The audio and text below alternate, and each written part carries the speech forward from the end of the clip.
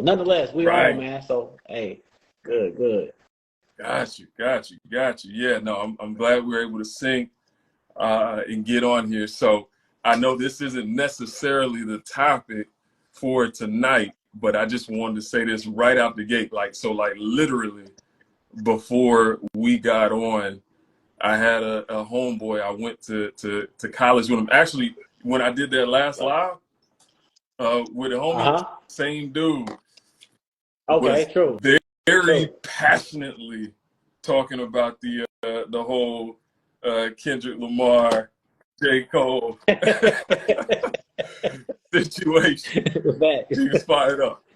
Hey, it's a hot button Right, topic right now, man. Everybody's trying to figure out should he have, what shouldn't he have? But hey, that's how the right, game right, go, right? right. Yeah, no, he was fired up, man, and it had me cracking up. But ultimately, good stuff. And yeah, man, I mean, the people that are already kind of jumping on, I can tell you for we'll just say black man culture, uh, it's been a pretty hot topic for the millennial men. Yeah, we talked about it a little bit yesterday, man. There's so many tentacles to Right, it, but I don't know. And obviously, I think we're gonna touch on right, some of that tonight, just in regards to the conversation that naturally flows from financial stewardship and both of yeah, our financial journeys. But on top of that, just being able to kind of bring everything together from pop culture to just right, everyday life lessons. So, now I think this is gonna be a good conversation, man. I'm yeah, excited. I'm ready. yeah. Absolutely, man. Well, we're here, so I would say, man, we'll go on ahead and get started. So if you want to start with just introducing yourself, name, and just what's your rhythm, and then I'll go after you. No, absolutely, man. First and foremost, man, just want to say thanks for joining me today, man. It's Financial Literacy Month. So we touched base last month, like, hey, let's just pop on the live, man. Try to do something special for the month. Continue these conversations because they're so important in regards to building generational wealth. I've been saying it a lot lately, right now, but I think us as a black community, we are in the middle of a black renaissance, watching wealth transfer happen, like no, none Right. other in our history, right? In our recent history, as I should say, not going back like the Mansa Musa, but that's a different type of conversation. But now we just got to continue these conversations, talk about financial responsibility, empowerment, and things of that nature. So, from me and my perspective, I'm Ben Holmes, been in this space from a financial space, working with two Fortune 500 companies over the past 15 to 16 years. Started out at one in a role where I was supporting the trading desk. So that's kind of where I sharpened my teeth in regards to just learning introductory to investments and things like that. Then moving to more like risk. That's kind of where I sharpen my teeth now from a risk analysis perspective, understanding how to take on risk. And this probably explains a lot about my personality too, Yeah, honestly. Just being able to evaluate a lot of things before you take it on. So, that that's me from a business for career perspective, but for sure, family man, devoted to God. Those are two of the main important things in my life, just outside of the career. Those two things take precedent, and everything that I do flows through that lens. So when I'm making financial decisions, when I'm making relationship decisions, just everything from that purview, it stems from that relationship with the Most High. And has it always been like that? Absolutely not. But I think that's kind of what makes both this conversation great, right? Because it allows us to be able to see the different lenses of how we got to where we are, and embody them both, right? Because it's a thousand ways to skin a cat. No specific way is right or wrong. It's just about being able to pour into the next generation, so hopefully they don't make the same mistakes that we made. So yeah. No, that's awesome. That is awesome, man. And I'll be brief here. My name is Steven Stack, and I guess I'm thinking about getting into the journey piece already, but similar to Ben, faith oriented, family oriented, uh, financial strategist, and for me, as far as like working world, I started out as an engineer, so I wasn't necessarily in the financial space as a professional to start out with, but always had a passion around finances. And even my decision when I went to study engineering to ultimately start pursuing that professionally starting off, um, was based in just saying, hey, I knew I was good with numbers. And I had a feel that engineers did well, that there was always demand for them. And that they did pretty well from an income standpoint too. And so ultimately ended up using the dollars, or you say the seed money, uh, from Absolutely. from my work to aggressively invest and build a fairly substantial portfolio, um, for myself, and just, everyone that depends on me, and like thinking about community based stuff, and faith based, and so on and so forth. So um, that's a little of my background. As far as for people that already follow me, I do share this not from a boastful standpoint, but just from I know how the world works, of that I made my first million by age 31. So I've been a millionaire since age 31, and have been very fortunate to be able to pay off all, debts, including my home. So I'm 100% debt free. Now it's been closer to a decade if I'm including the house piece. So that's the kind of quick and dirty there. I see we got some of our people coming back. I see Jamal came back, which I don't know. Do you remember Jamal? He Yeah, no, Okay, I okay, do. yeah, I do. yeah, I do. yeah, yeah, Absolutely. yeah, Yeah. yeah, Shout out Jay. What's yeah, happening? yeah. Sometimes Carl would call him D Wade, but yeah.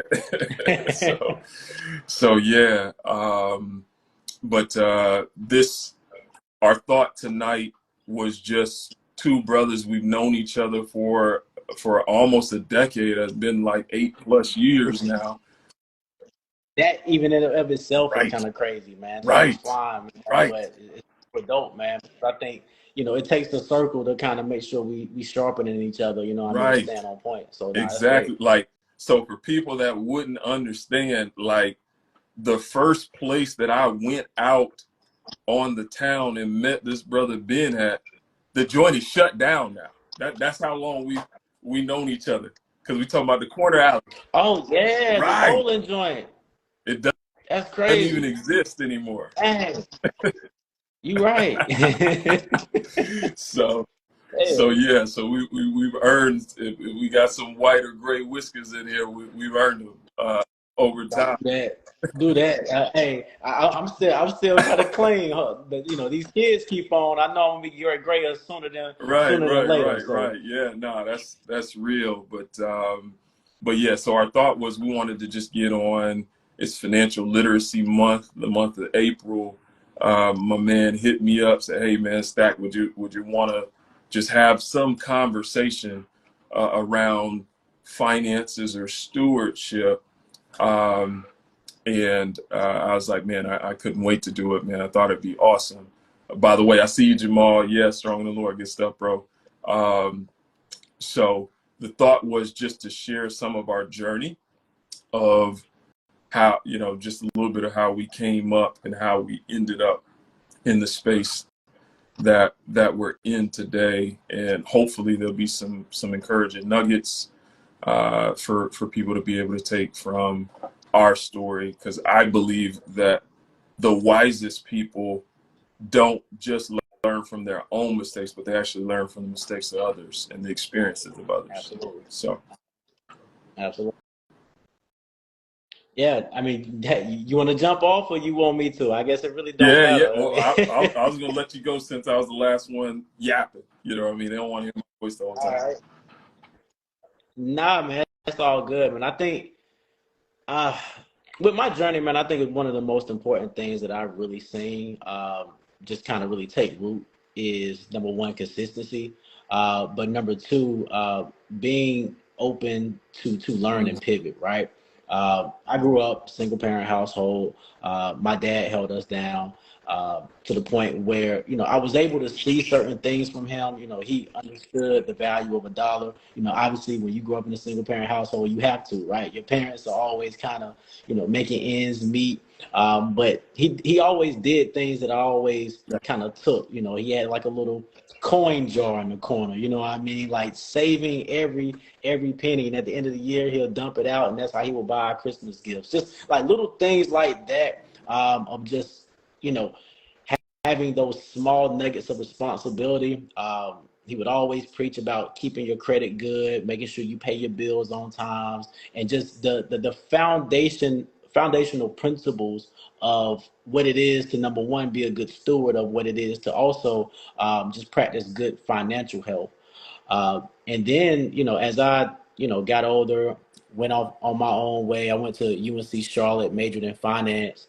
Uh, Going into my senior year, I was literally working a full time job, had a full loaded schedule, and still out amongst having a good time. It was a very busy time in my life, but one of which uh, the work ended up paying off.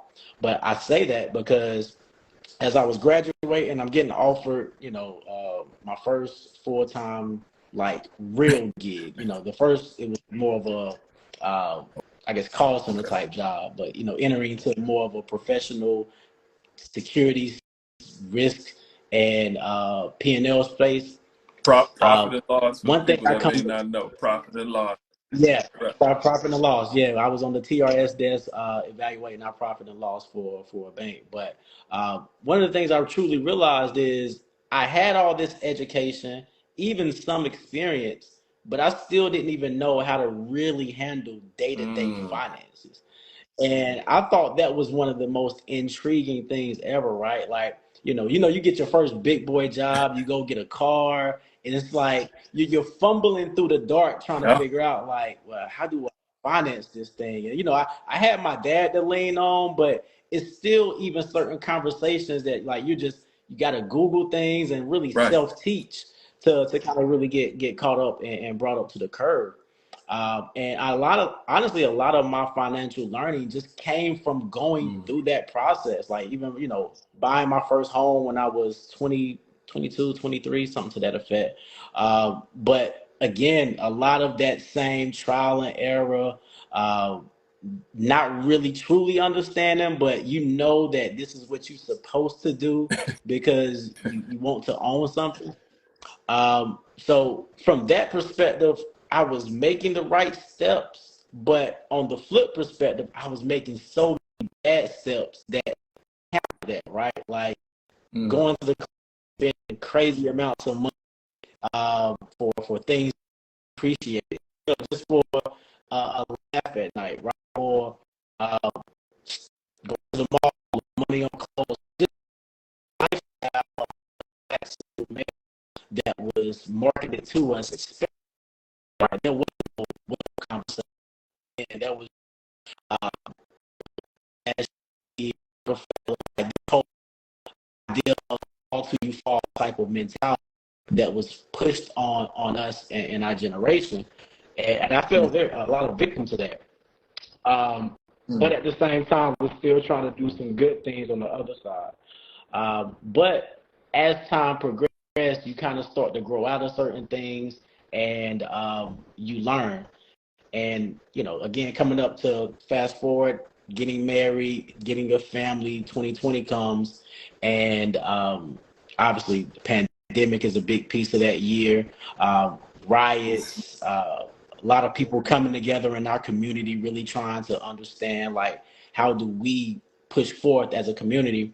And at that time I got a newborn. I can't be in the really streets, really protesting the way I would have liked. But I took a step back to understand what it is I could do to help benefit our community, along with obviously some of the nonprofit things that have Right. already taken place, but from a financial perspective, because that's where my skill set had lied, and created the boardroom vision, which is a it's a coaching slash content company in which we want to create content to continue this message. And the content that I create is built on 5 key pillars, right? It's the first pillar, which is the idea of creating a budget, because that's the foundation of all our financial responsibilities. Number two, the second pillar is paying off your high interest debt. I Yeah. know we have some similarities there. I know we may have some differences there as well. You're a no debt guy altogether. It I tend to depends. It focus on high depends. interest. I'll answer. It depends. Okay. All right. All right. Number three is after you pay off high interest debt, really start to focus and build up credit, so that we can go to step four, which is essentially look for home ownership.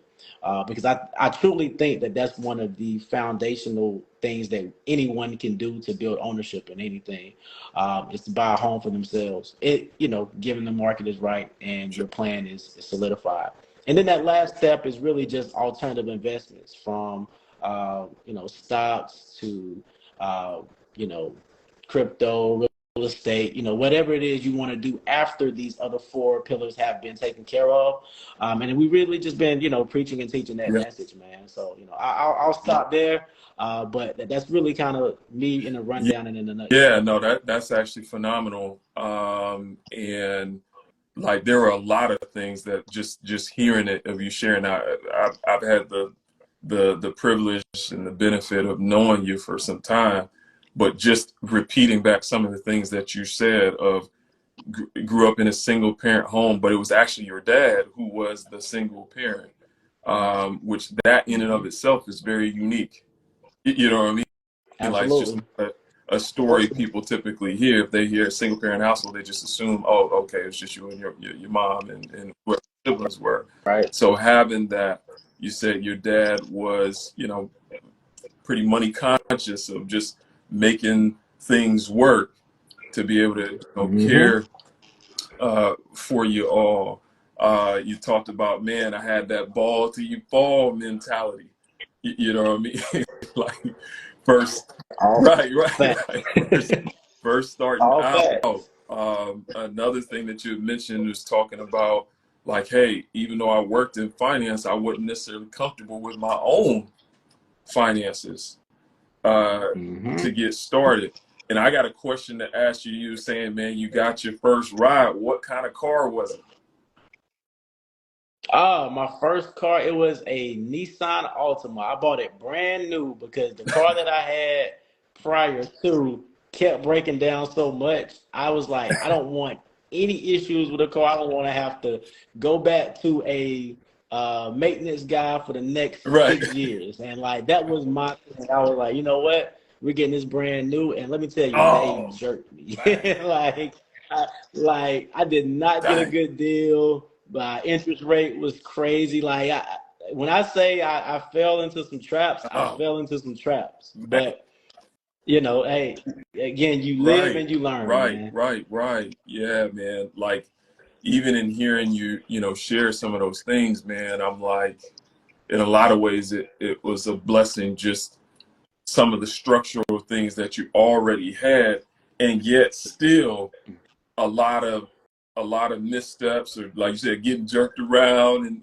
things like that. Yep. Which I think it's important to highlight this for folks listening, because even if you, whether you got a great financial background upbringing from your parents or grandparents or whoever may have been your legal guardian, it's okay if you still made mistakes. Like Hmm. even if you had all the structural things, some stuff it still can be difficult when That's facing real. off with it. And so I'll go quick on mine. So for me, um, I came up. Both of my folks were together. I'm thankful to say they're still together to this day. They're actually out of the country. So Oh, yeah, word. yeah, like literally. So we'll have fun just chopping it tonight. So I was actually flying back from being out of town. And so for those who don't know, I live in Charlotte, North Carolina. And so I'm coming back to Charlotte. And when I land, like my parents, my mom, because so this would be funny how old school my parents are. My dad does not have a cell phone. What? Right. How is that possible? Like, even going through like the airport, he's like printing stuff out. Right, That's right, crazy. right. Man. He doesn't own a cell phone, never has, like super old school, man. Like, so if he's using a cell phone, he's using my mom's phone. Right. Right. That's Because he's wild. like, man, I don't need one. I'll just use your mother's. You know what I mean? So hilarious. So I bring that up. I get it. Yeah, I bring that up because when I landed, because I was taking an early flight to get back home to Charlotte. When I landed, and now all of a sudden I got cell phone service because I'm not in an airplane anymore. I get a text in a like a family group chat um, with my mom saying, "Hey, we're in Charlotte Airport and our flight's going to leave at X time." And I look at the time, and that's only it's like an hour and 15 minutes from the Crazy. moment I'm seeing the text. I'm like, oh snap, man, that's what's up. So I leave, get off the plane, Right. and figure out where they're at, and just walk over and surprise them. Um, just by saying what's up. So they're actually doing like a leisure and missions trip is what they're on. But yeah, it's pretty awesome stuff. They've been married for 54 years, which in and of itself, that fact alone is an incredible amount of wealth passed to me and my siblings, uh, just growing up in a stable environment. You know Right. what I mean? Just a lot of consistency. Um, was very fortunate that my parents didn't make like buku money by any stretch, but but they didn't want for anything in the sense that we had enough of what we needed, had a just a safe, secure home to come up in. Um, so that was the environment I came up in, and my dad actually would teach finance classes Really? coming up. Yeah, yeah. So there was like a program called Crown Financial back in the day by a gentleman, and I think like Larry Burkett was the name. So like he would just teach general finance classes just around budgeting, of not spending more than what you make, saving money for a Mm-hmm. rainy day, which today people will call like an emergency fund or a solution fund, or whatever the case may be, fund money fund or just in case fund. Um, so like he would be teaching that, and also would talk about being generous, being a giver. Um, and so, matter of fact, hey, side note, my nephew just joined the chat. I see him. What up, Jay? Hey, Right, I think our right, last name right, stack. right. So, Jay, I'm talking about Grandpa.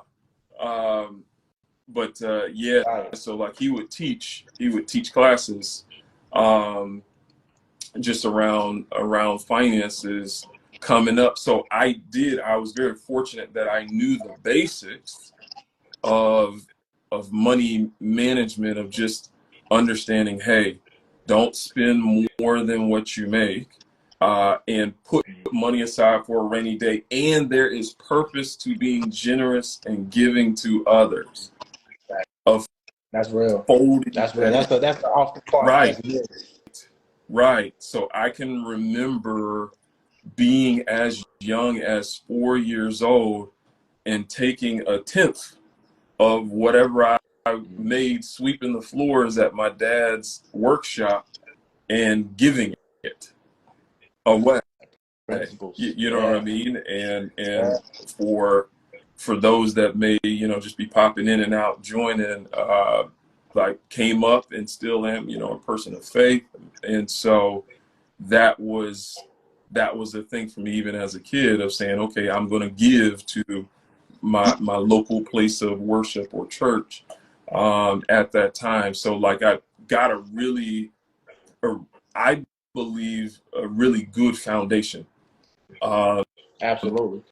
Now, one of the things that impressed me Oh no, most about you, no, go and ahead, sorry to please. interject, but I want to make sure I highlight it, is the fact that you're a man who can embrace and take pride in that entire story, right? Because oftentimes, especially in our community, if you're not either from the hood or super duper rich, people will try to try to force themselves into this started from the bottom type of Right. story. And it's okay with having a strong foundation because those principles help push you forth to do way more than what our parents possibly could have even thought of. So I love that about your mentality. Yeah, yeah, no, bro. That's so, like, I know I was supposed to be kind of telling some of my origin story, but bro, I have to take a pit stop at what you just said right there of we have to come to a place as melanated people, black people, brown people, whatever you want to call African, whatever the case may be, to understand that blackness is not synonymous with struggle. Facts. Man, preach. So you see, That's I preach. just let that hang in the air right there. So I'm gonna say it one more time. Being black or blackness does not equal or is not synonymous with struggle. Real. Like everyone who's out here, whether if you desire to have children or already have children, your hope would be that they're not Mm-hmm. starting from the bottom, but now we're here. That's real. That's real. Like that. That's the thought process, is to carve out a space to where you give kids what you didn't and did have. Mhm. Can't ignore the values and Right, principles too, right? Because we oftentimes jump towards the inheritance, but the legacy isn't the right. legacy is important. Absolutely, absolutely. And I'm trying to remember exactly how it was said. Um, it may have been attributed to Warren Buffett or somebody. I don't know who said it, but I agree with the sentiment. Whoever this gentleman was, they basically said, "Hey, I I want to leave enough funds for my children or the next generation to where they can possibly do anything or pursue anything, but not so much that they do nothing." Yeah, that they become wasteful. I think that was Buffett, by the way. Right, right. I think so too. But I'm like, I'm pulling it off the dome, so Yeah, I no, don't I think want it to was Buffett. misspeak if it's somebody else.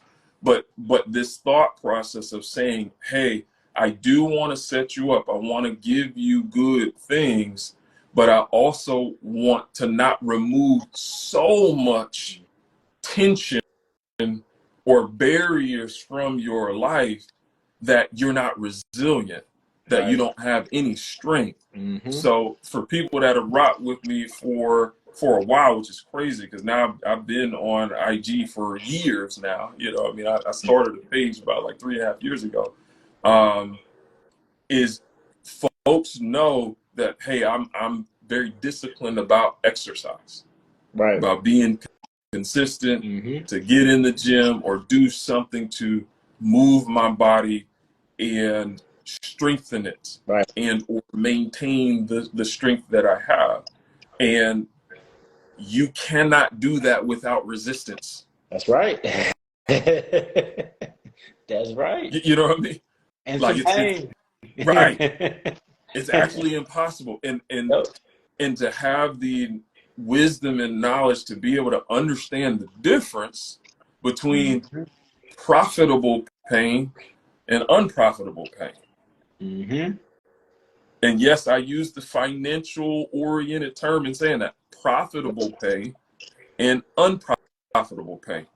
So profitable pain looks like, okay, man, I can feel the lactic acid building up in my muscles from me lifting or running, you know what I mean, working out, to where it's like, man, this burns. It actually hurts. Mm-hmm. Sometimes the next day I'm sore. Yep.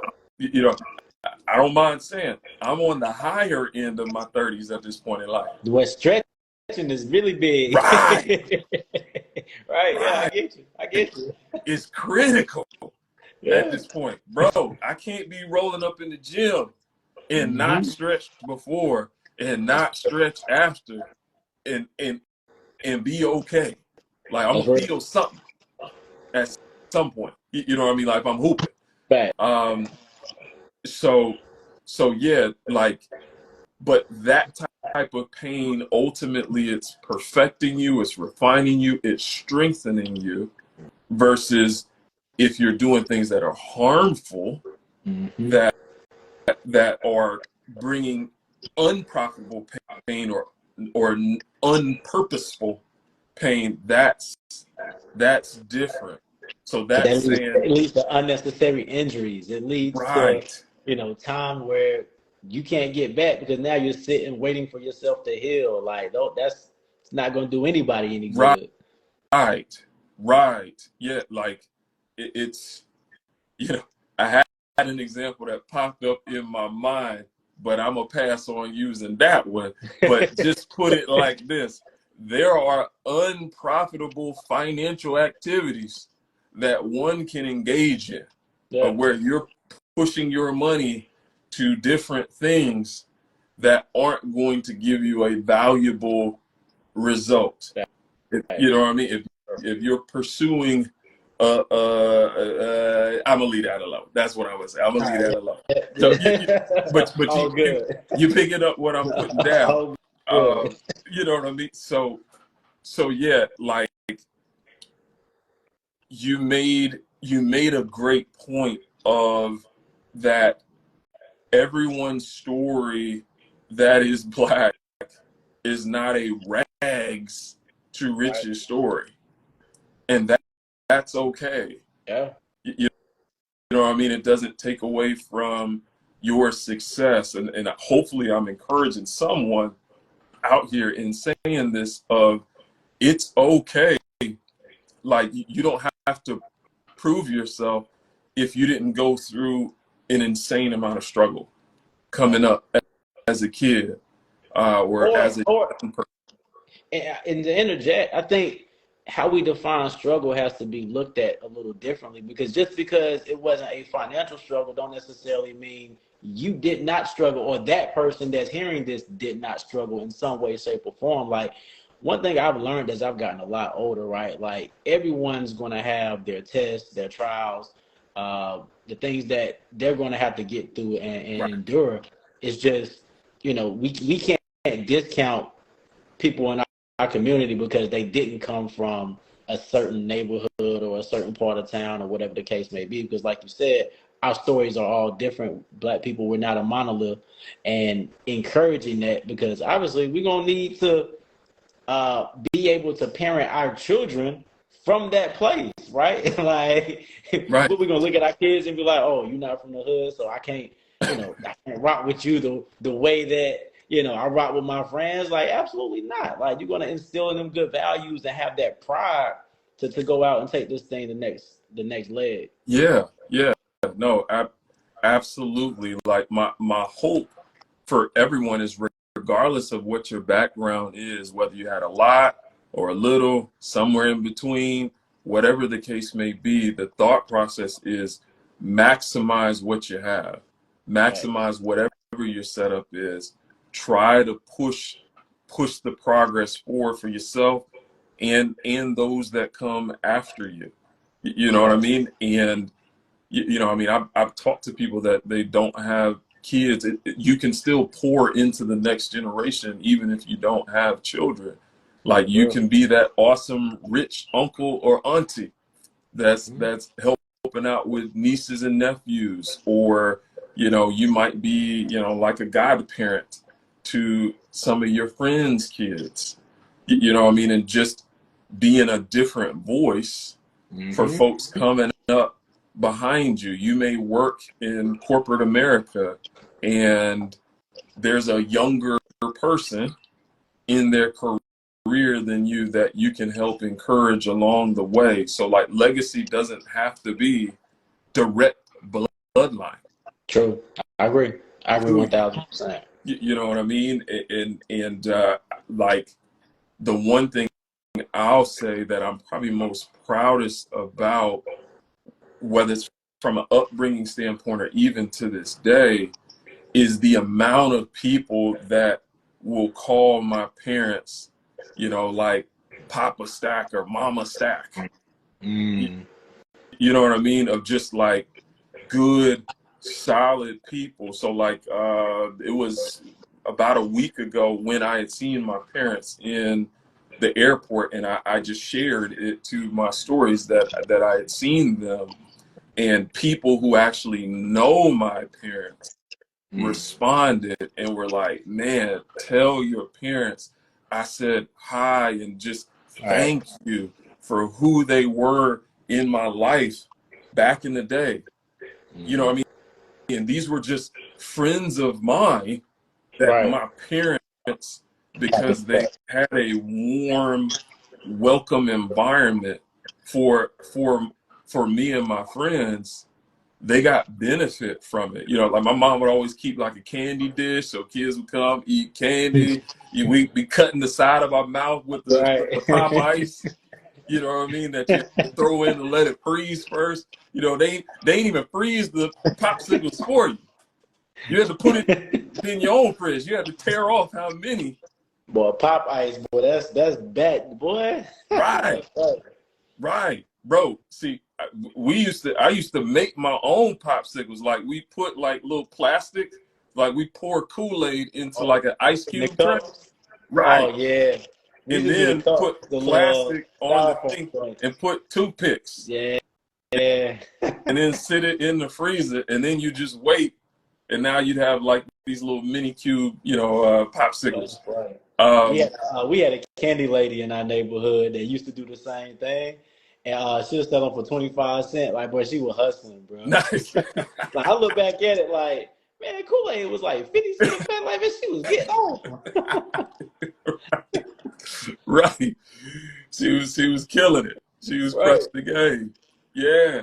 But you get my point though. Absolutely. Of like, this brother that reached out to me, like, he's my age, because like we graduated from high school together, married, got kids, and like my mom hadn't talked to him in years, and he sees it and says, hey, tell your folks thank you. They were so instrumental in my life, just being able to be around them and see how they moved, and you know how me, you know, a reflection of them was. So I just think it's important to say that it really doesn't matter what your space or place in life is, whether you came from a bunch or not, whether you're married or single, whether you have kids or don't, whether you want them or not. Like, there's still purpose in how you steward your life.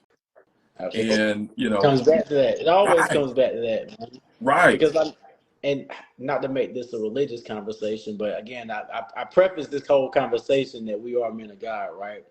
Like, that's the requirement from the Most High, because none of this is ours, right? Like, even our kids, they're not ours. All this is all of this is borrowed. Right. So God is evaluating what we do based off of how we steward what we're Right. responsible over.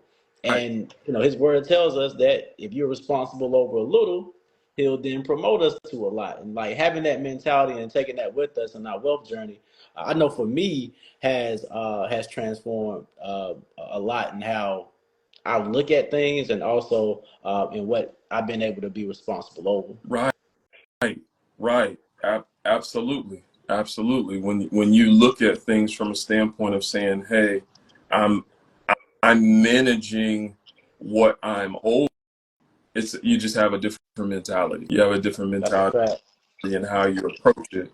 Um, and and I would say to what you're saying, there are accounts or stories that actually speak to this idea. So this isn't random what we're talking about so far tonight, of whether you had one talent, two talents, five talents, like whatever your setup was of what you started with.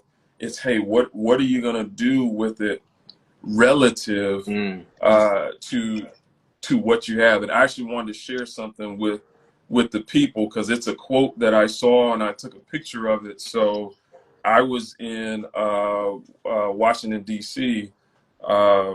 This past weekend, and had the honor and privilege to go to the African American Museum while there, which I would strongly encourage everyone It's on to. my list. I haven't made Oh, that journey yet, but hey, King is there next year, so I might oh do yeah, that whenever we go up it's it's for it's happening, yeah, one yeah. thousand percent. So first off, yeah, you got to come to the summit, and yeah, now I And would it's a side note. absolutely We'll, go we'll again. talk about that later, but I'm there. I'm there.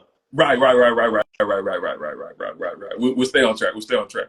But I wanted to read this quote that I thought was so good that I took a picture of it. Like, I literally took a picture of it. It says, "Greatness is not measured by what a man or woman accomplishes, but by the opposition he or she has overcome to reach his or her goals." Hey, man, that's real. I like that. I Yes, like that. yes. Because what it really does is it says, hey, I'm running my own race, Mm-hmm. so I'm not in the comparison game between Mm-hmm. myself and everybody else. Which, by the way, let me just park here for a second. Like, I've never been a person to get into comparison with other people. Like that Right. that's just not been my thing overwhelmingly as an adult. What I will do is I'll draw inspiration. I may Mm-hmm. draw motivation or encouragement or a warning Mm. That's from good. other people's journeys. But I am not trying to run anybody else's race but my own. Or be anyone else. Right, Like, right, get it. right. I don't want to be anybody else but myself. And Empowering. So, right, right, and trying to steward what I've been entrusted with. Um, and so yeah, man, like this has already like just been awesome conversation. I've been seeing people pop through. Homeboy, I don't know if you remember Andre, that he used to be in Charlotte. Now he's in oh Chi-Town. yeah, Yeah, yeah. What yeah, up, folks? yeah, yeah. I Which, see Pastor A in the yeah, building. What's up, yeah, PA? yeah. I mean, Pastor see Zach was just Abdullah. there too. Shout Yeah, out Zach. What's going CJ, on? Nebraska, Tremaine. I don't know, your name Mesh the Muse, but I've seen you two awesome people. So it's really good stuff. Um, but like to to the points that we were making, because we were just kind of sharing our, just some of our background and upbringing and just what we were exposed to coming up. I'll say this part really fast, and then we can just kind of keep freestyling. But like for me, even though I believe I had phenomenal parents, had a phenomenal upbringing, just filled with just, love, joy, we laughed a lot. We just had great times, me and my siblings and my folks. So eternally grateful for that. You know what I mean? Just very appreciative. And to the point where people who've met me, like the confidence that you see, the self-assuredness, it is very much due to my upbringing of just being more centered and affirmed around, you know, like faith and family and things of that sort, that it really helped me become the person and man that I am today. But with all that being said, like there were still things I had to figure out. So like, I'm like, okay, I knew the don't spend more than what you make piece. And okay, yeah, I need to save some money for a rainy day. And hey, man, it's always important to be, you know, be a giver, be generous, you know, help people or lift as you climb. So I'm like, man, I felt good about those things. But from an investing standpoint, I really didn't know a whole lot about that piece. So like it was, for me, it was a bank CD or certificate of deposit. That's really what I knew as far as investing. That was the depths of it, you know? And so like I'd be doing this calculation. Okay, well, you know, if I lock it in for 60 months, half a decade, you know what I mean? And get this rate, or, oh, well, this one for 12 months, you know what I mean? Like, okay, like try like that. And so it was fascinating to me that I could put money aside and it would just grow without me doing anything. So like I liked the concept, but like for what the rates were, like it wasn't fast enough. right. Right. So it's kind of like, you know, we got to figure out something different. So for me, it really wasn't until I got to college that I got to a space where it's like, okay, the numbers aren't going to work in my favor if I'm trying to build meaningful wealth. Even before I'm in advanced age, because I had a hope that I would be, you know, meaningfully wealthy while I felt that I'd be young enough to enjoy it. So I had that kind of picture in my mind, and I was willing to put in the work to get there. Let me ask this question. What were some of the biggest challenges as you were going through that process, right? Of, you know, trying to feel your way through this investment world. You said you was an engineer, so you might not even know a lot of the terminology, the things that like come with like jumping that hurdle to get in it. Like, what were some of those biggest hurdles that you experienced initially, and how did you overcome those?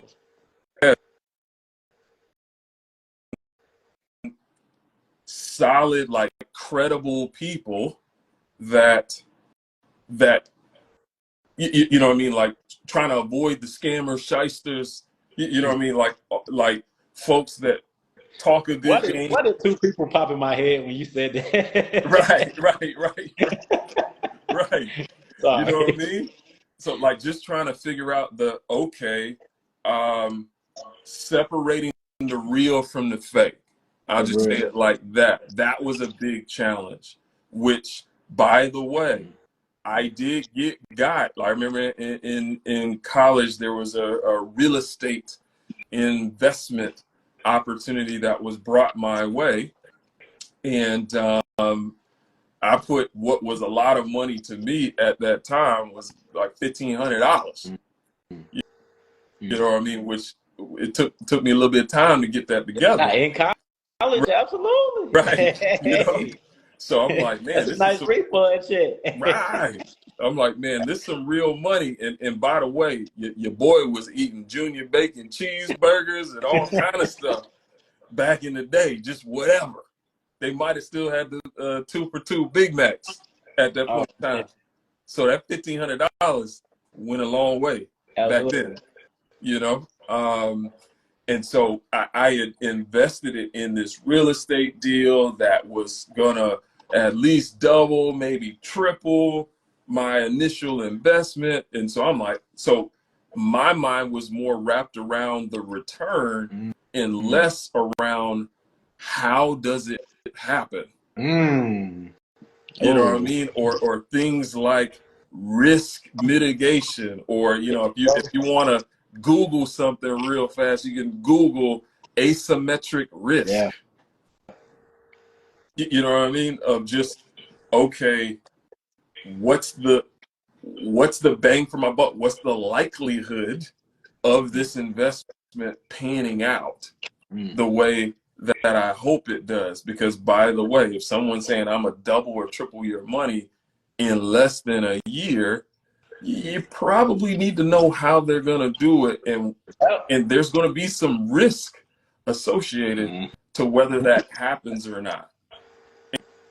And so, me being a young person, college student, I didn't really know the deal, and I ended up losing all that money. Mm.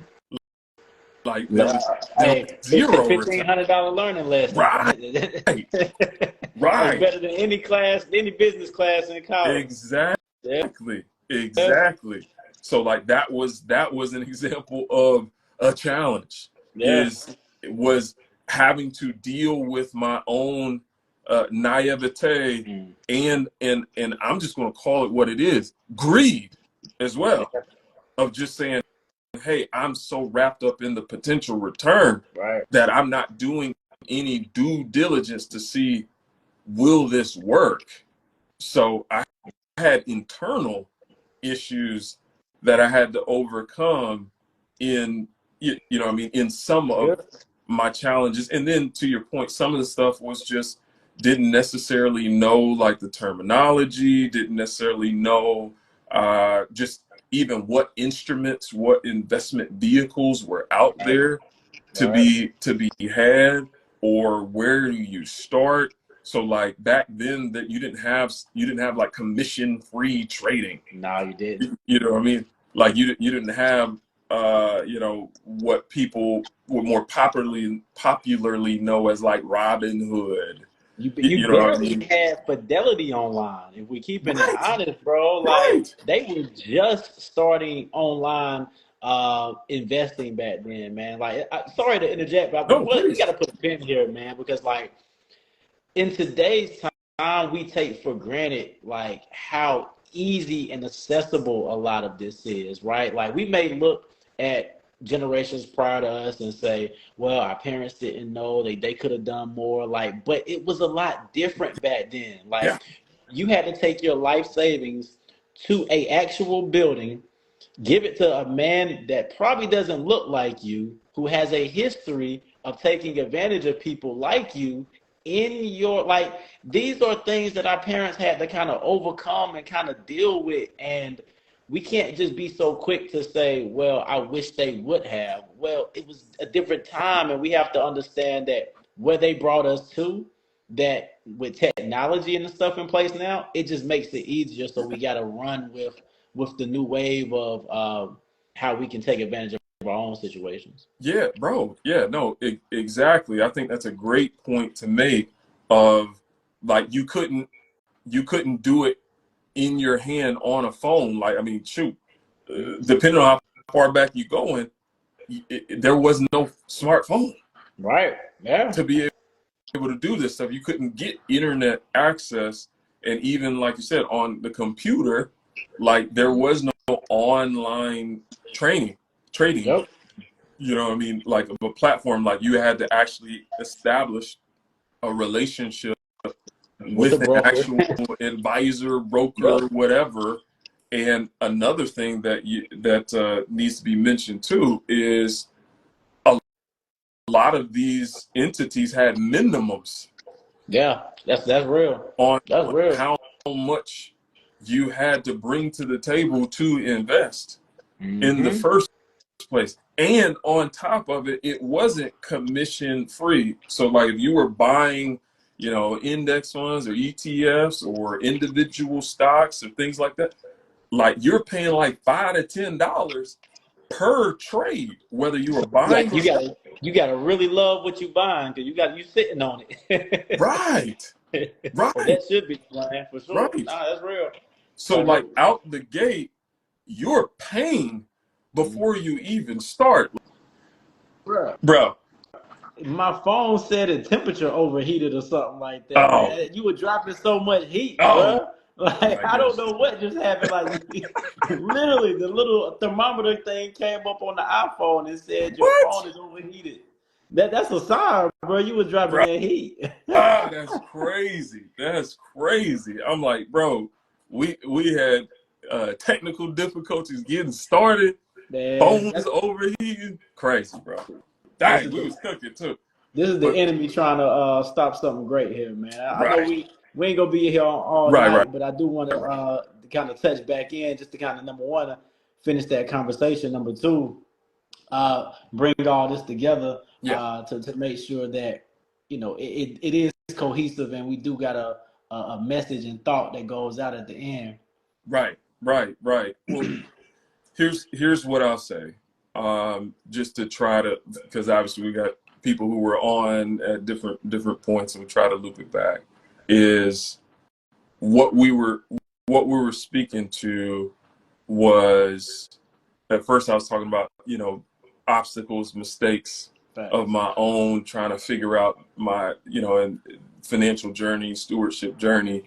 Um, and I just talked about, like, some of it was just my own naivete and greed of just not doing my own due diligence on things.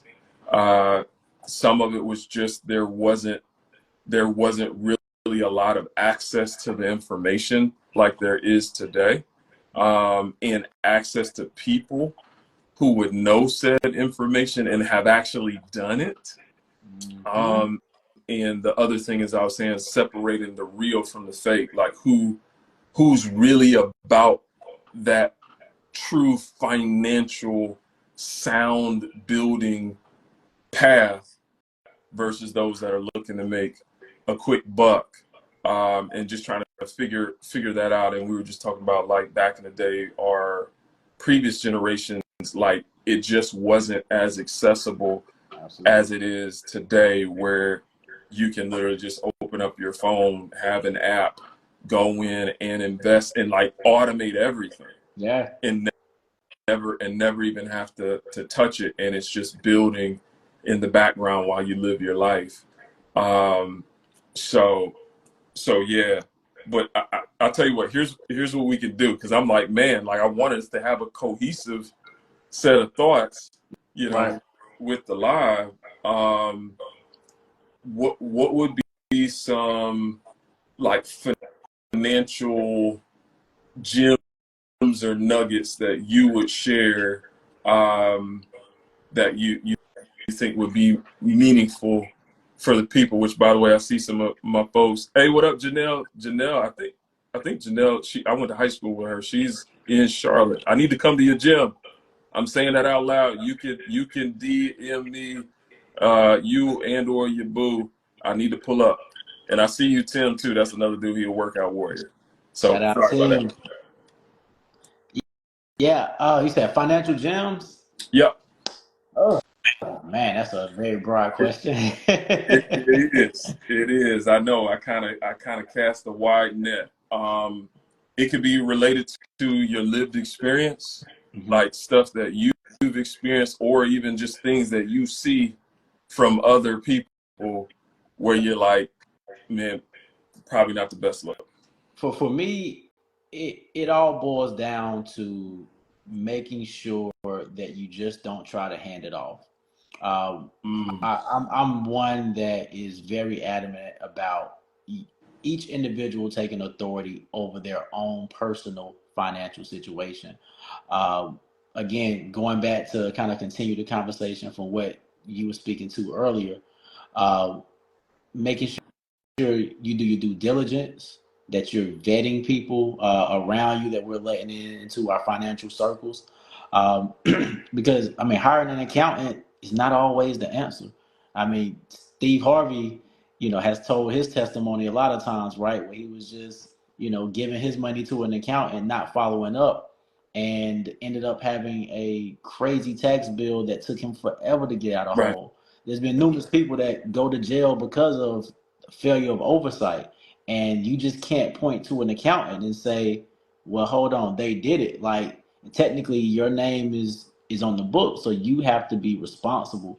And honestly, that's really the entire message that I try to make sure I leave every conversation with, and that's from balancing your budget. That's where you're investing your money. You don't have to be an expert at everything by any stretch Right. of the imagination, but taking time to educate oneself, to be able to ask the appropriate questions, uh, goes so much further than just blindly handing over your checkbook to someone, thinking about what your return can be. Because number two, it's going to be so much more valuable in the long run anyway, because you're going to save money when you can do it yourself, or at least uh, be able to be the person that signed whatever at the end. And number two, you're way more comfortable and can sleep better at night. Mm. So I mean, for me, that's really the base of everything, man. Take authority of your own financial situation, because uh, everything's so much more accessible now, man. We don't have these gatekeepers to finance anymore. We don't have these hard systems to get around, man. Like Yeah. with the internet, apps, like all this stuff is at the palm of our hands, man. And we just can't take it for granted no longer. Yeah. No, bro, that's an incredible gem. Taking ownership of your financial situation, which doesn't mean that you don't look for help. Right. It's that you have an awareness of what is going on, what your setup is, and that you're ready to take accountability for whatever the result of things are. Which, by the way, shout out Jeremy. I see you. Hey, That's what's up. the Good gift. Can I stuff. add one piece to that Go ahead, bro. too? And even as people who coach, if you are a person that are seeking help from a coach, get receipts. Like anyone that claims they're teaching and or advising should be able to unapologetically be transparent with you about the financial situation. Like, period. If they can't provide receipts, do not trust. Run far away. That's the other piece. But so Ben, are you saying that someone should have success in the area personally, that they are encouraging other people to do better in? Is that what you said? I mean, would you go and listen to a pastor that ain't never read the Bible, that ain't living? You know what I mean? Like that. For me, it seems like in finance is the only place we do this. In every other walk of life, we want to see results or see people actually living out kind of what they're guiding or teaching. A doctor, all these things, right? But in finance, we just typically, because someone has a license, we just kind of hand over responsibility. And me personally, I'm just, you know, I'm Hey, always buyer hey, beware. it's all good. These are the thoughts. These are the thoughts of Ben Holmes. You know. Yeah, yeah, I'll take that. Right, right. I'm messing with you. I'm messing with you. But yeah, no. I here's how I would say that to help people wrap their mind around it is, how can someone lead you to a place they've never been? Thanks. All right. Just the thought. How can someone give you directions to a destination they've never arrived at? They've never been to. Just the thought. Which, by the way, it's possible. It's possible for someone to genuinely be able to help you out with something they haven't experienced themselves. It's possible. Is it probable? And that's more so how I try to look at things is, a person may be able to guide you in a sense of saying, hey, don't make these mistakes. Right. Don't Right. do the things that I did, because these didn't work out too well. Right. You know what I mean? But I would argue that that's not enough. And even with that, there should be vindication, though, right? Like, because Yeah. I'm one that always speaks to don't do what I did. However, there is an overcome story Right. afterwards, right? Of all right, you learn from that mistake. And also implementation of what you learned Right. has to kind of be the post of the mistake. Like it can't just be, oh, I made that mistake, but I'm still making that mistake. So, Right. I don't know. It's just Right. I made that mistake, but now I'm making another one. Come on, yeah, bro. you know. No, I'm with you. I'm with you on that. I do think, to your point, I think that there's ways to do this when you're looking for help. That there's questions that you can ask to just try to get more of a feel of who the person is that's making the claims to be able to help you out. I know I can definitely vouch for my dude Ben, as and obviously the same for myself. Of Absolutely. anything that I am talking to people about, if we're talking around any financially oriented things, it is stuff that we've done and or are doing, and at a very high clip, high level, whatever way you want to wordsmith that. I do think that's really valuable, bro. I think something that I would share that's a gem for people on their financial journey is don't shortcut the process. That's another one. That's another one. So, That's another one. meaning, because if you have a mentality that says, hey, I'm willing to do the work, I'm willing to be consistent over a sustained period of time, versus let me do this quick, let me get rich quick, let me turn a lick, I gotta run this play, you know what I mean? Like all of that kind of energy. I'm like, first off, I want you to be built to last. So, meaning, would you want to live in an apartment or a home that someone took shortcuts on? I wouldn't personally. I Right, would not. right. When you were talking earlier about your first ride, the Nissan Ultimate, or like the first, like where you like, I bought this joint, Right. full on. You probably would feel different if they're like, hey, you know what? We shortcut the process on Yeah. the manufacturing of this vehicle. Right. We did it quick. Right. Yep. I'm good. You'd be like, no. I want to know that you did it right. I mean, in fact, you get a Nissan or Hondas because they don't shortcut the process. Like those are Right, 200,000-mile cars. right, right. And there's a method to my madness of saying, hey, you don't want to shortcut the process. Couple reasons. Number one, if you have a mentality that I'm not looking to shortcut the process, you're likely going to just disqualify many of the scammers right out of the gate. That's real. People that are trying to finesse you out your money, you're probably going to miss those people. But then number two, I believe the greatest wealth is who you end up becoming along the journey. Like what you build for you.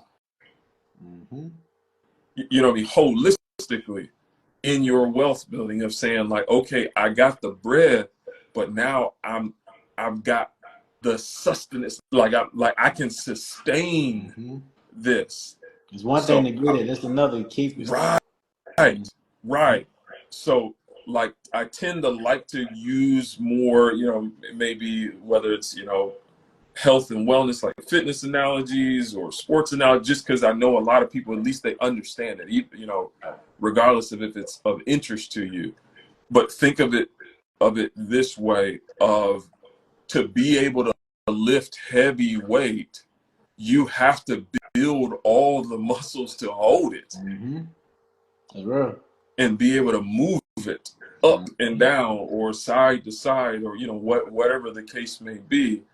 Like that helps you have sustained strength over time.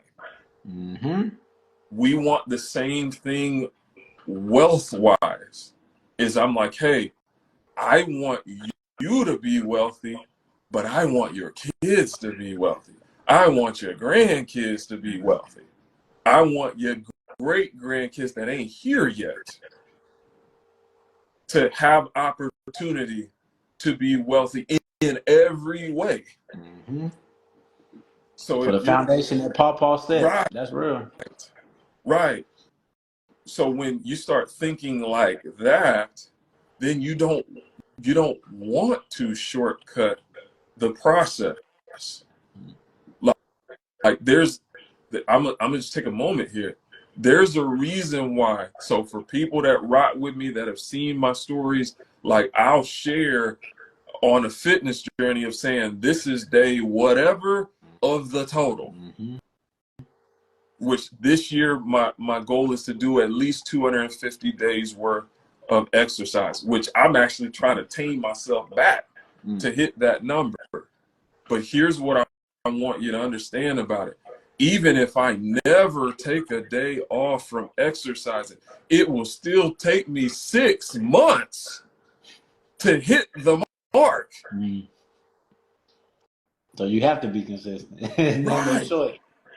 The It's goal like, is you know what embedded I mean? in I have to be consistency. consistent. It's Yeah. over 6 months. Like, I mean, what? Right. Like if you're saying there's roughly 30 days a month, that's over. It's actually over 8 months if I don't miss a day to get to 250. So the mentality is, hey, I can't rush my way there. Right. The whole thought process is setting up goals that will keep my hand to the plow, that will keep me doing the behaviors that are going to build the kind of wealth that I want to see in my life. And I would say the same for everyone who's listening is take that mentality. But I know it ain't sexy to be like, oh, well, you know, get rich slow. Yeah. You know what I mean? Like, Right. I mean, especially in a culture that's counter right now, man. I mean, not to prolong the no, conversation, but we're looking at, we just legalized gambling in North Carolina, oh, man, and oh man, they've been blowing me up, bro. bro, I've seen like this. I don't like everyone is talking about this. I'm like, man, I wish everyone would talk about stocks like this. You know what I mean? But it feeds that mentality of, oh, well, I'm about to hit this parlay. I'm gonna turn 50 into 5,000 if I can get 10 teams right. And it's like it could, but money typically don't work like that, Right. man. Like if you got that type of payout, it's hard for a reason, Yes. and it creates a mentality of something different. Whereas opposed to where if it's a slow, steady build, like while you still waiting for the 50 to 5,000, I've been able to knock off 100 here, 200 here, 100 here, like in regular steady plays, base hits, Yes. base hits. You don't need Yeah. the home run, just consistent base hits. Yes. Yes. Exactly. And the reality is it can happen faster than you think. Mm-hmm. Like I'm telling you, if you do anything consistently for half a decade or a decade, you'd be Mm-hmm. amazed at what kind of progress you could make in a 10-year span of doing the same thing. And a lot of folks, they're like, oh man, I ain't got 10 years to wait. Yo, Why not? you Why 26. not? You're That's crazy. 26. That's crazy. You're going to be 36. That's crazy. You know what I mean? Like, or you 36, you're going to be 46. Yeah. I think it's part of the coach's mentality, though, man. Like with Instagram and all these social medias being the highlights of everyone's game, uh, no one wants to wait anymore. It's like I got to get this highlight now. I have to be able to show I'm in Maldives or Cancun or Punta Cana or wherever Right. because I want to be a part and get that same reaction. When in reality, like you don't know how they got there. Like they could have just put that on a credit card or borrowed it from somebody, or like you don't know the inner workings of how that happened. So we can't Right. compare, or we shouldn't compare. Right. Right. You don't know what kind of arguments they may have had before they snapped that picture. Mm, You mm. know what I mean? You don't know what someone may have been asking them to do for them to get flued out there. To Dubai. You, you know what I'm saying? Like, hey, we go keep this family friendly, okay? But I'm gonna let y'all pick up what I'm putting down, okay? Oh, that's funny. See, see, Boy, see, even he was like, prophetic dog, tonight, boy. this too much. You know what I'm saying? You prophetic tonight, boy. That's Right, funny. right. But you see what I'm saying? I'm like, man, you just don't know. That's funny. You don't know what people's setup is of what they're doing to be in their spot versus like I feel like I can comfortably speak for my man Ben, and you know, I mean, of knowing him over the years, and I can say the same thing for myself. I feel very comfortable in saying that Ben, that there's if you want to be in any place in the world, you can be there. Technically, yeah, it's true. Right, That's true. right. Like just like that. Like here's what you know. Here's what you know is, and like I just want people to hear this, because if you look at my man's page, you're not gonna see him stepping out of a private plane, Nah. or you know, I mean, got the Rolls Royce or the Rollie on the arm. But I'm just gonna say this. It's just, now it'll be a matter of kind of planning and just making sure all that stuff. If you want to take vacation or whatever like that. But if you want to be in Paris later this year, you can be in It's Paris valid. It's valid. and not sink your house's finances to do so. Facts. Like you say, hey, no, I can pull up, spend some time there, have a wonderful time, pick up some souvenirs while I'm there, and come back and not still continue to be paying for said trip. Facts. If you post pictures from being overseas or in the Caribbean or whatever, and you look happy in the picture, you're actually happy. It's a genuine smile, baby. Right, We too late in the game to be front nowadays. So. right, Mm-mm. right. So I'm just saying this stuff of a lot of times people that are getting it for real, it doesn't look the way it typically gets presented. Touche. I'll I'll just say it that way. I've personally left the country on multiple occasions, been all over the U.S., all over North America, Europe, all these different places. Like I'm going on trips and actually not posted about it. You know what I mean? Or I posted a picture. It's freedom, man. It's freedom in having that autonomy to, disconnect and enjoy and be present in what you do, man. Right. I think it's a different type of peace. Yes. A peace that Yeah. can only come from within, not Right. even from outside. Right.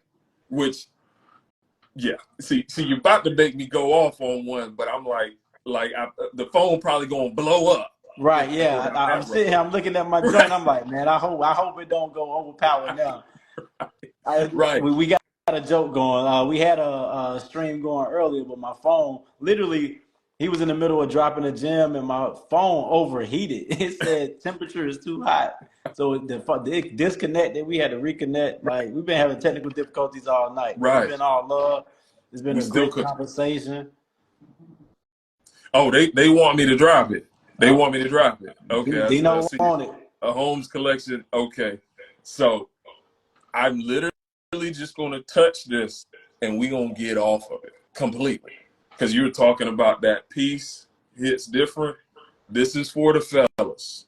Okay, I'm only gonna go here once. So a lot of times I'll hear like, "Oh man, y'all man, I need someone to be my piece." Let me speak on that real quick. As a fella, peace is an inside job. You should not be looking for another human to be your peace. Now, full disclosure, this is me speaking from a more faith-oriented perspective. If you're looking for someone else, you just want to be with someone that's not going to disturb your peace. Mm.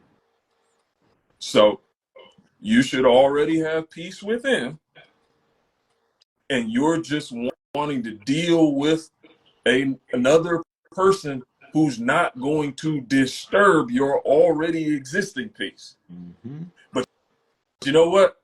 I'm done. I'm not touching that. I'm out of here. I'm out of here. So Part two, family and finance. like Like that's that one, hey, we can go down a rabbit hole on that one because right, it's so vital, but we ain't got time tonight. But it is, right, hey, let me tell you that, man, listen, that family piece is important. right. Hey Tim, I see you, bro. I see you. I see you. You talking about a whole Jew, he laughing. I need to tap in with you, bro. But yeah, so I just wanted to say that. I love y'all. Thank you It's for been fun. your patience and all the technical difficulties and all that kind of stuff. But hopefully you guys are encouraged. I'm going to repeat what Ben said, and then I'll leave you with the final shot bit. But he was talking about own your finances. Like it's incredible. It's critical to really own your stuff, your setup, and take accountability and responsibility for your own. Yes, you can look for help, but you still want to make sure you have an understanding of what your situation is. And hey, what's up, yo, Elise? I see you, girl. So Yeah, nah, that's it, man. I think you've done a wonderful job tonight, man. It's been a great conversation. Glad we can, continue it during Financial Literacy Month. And everyone that did not get a chance, go back, watch it on the playback. What I'm gonna do is I'm gonna try to download both sessions and put them together, and then maybe okay, re-upload okay, it to kind of, you know, connect the two where it kind of fell off at, just to kind of make a more in sync conversation. But right, now, y'all, if you're just now joining, y'all missed a good one tonight.